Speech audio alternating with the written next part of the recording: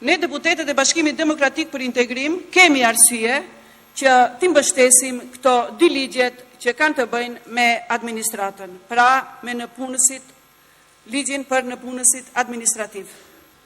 Unë mendoj se këtu ka hapësirë që të ndërhyjet, ka hapësirë që të gjithë së bashku të përgatisim amandamente.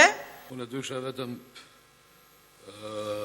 ti replikoj në kryetares parlamentit, për shkak se pre fillimit deri në fund të fjalimit të saj ishte aq kontradiktore sa edhe mohabiti edhe mu edhe të gjithë deputetët tjerë këtu në salë. Fillimisht tha se ne si deputet të Bashkimit Demokratik për Integrim dhe ta mbështesim këtë ligj, por kemi shumë vërejtje.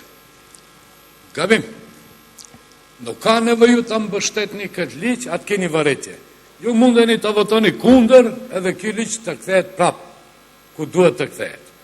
Pse ju e keni pa shumë mirë edhe në Komision për Sistem Politik se sa mangësi ka ky ligj. Edhe vetëm mënyrë që të përmirësohet ky ligj është të kthehet dhe të përpilohet edhe njerë prej fillimi.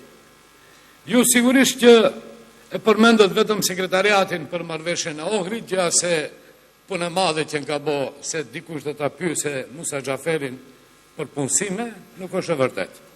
Ju vetëm shihni nenin 24. Shihni vetëm nenin 24. Për nivelin B1 së paku 6 vite përvoj pune në profesion. Në profesion. A ju e dini sa njerëz ka cilët rinë në përshpeja dhe marrin rroga? Ato nuk kanë përvoj pune në profesion, zonja nënkretare. Ato kanë vetëm stash pune. Pastaj vazhdojmë më t'i gjë. Ose përkatësisht më së paku 10 vite përvoj pune në profesion, prej të cilave së paku 3 vite në vende udhëheqëse të punës në sektor privat. Cilët, ku janë ato? Janë në punë ato? Dikundi 1600 vetrin në përshpeja. Ku do sistemohen ato? A do të kemi mas 3-4 viteve kuadrë udhëheqëse, si mbas juve? Tjetër pyetje e cila parashtrohet, të cilën ju e thatë, për nuk e thatë deri në fund. Kush do t'i japet certifikatat? Kush? Dy shkollat private, Maqedoni, Lingua Li dhe Qendra për Gjuhë të Huaja, të cilët i kanë rrep qytetarët e Maqedonisë. Ne kemi 2 universitete, pse nuk shkruan këtu në ligj?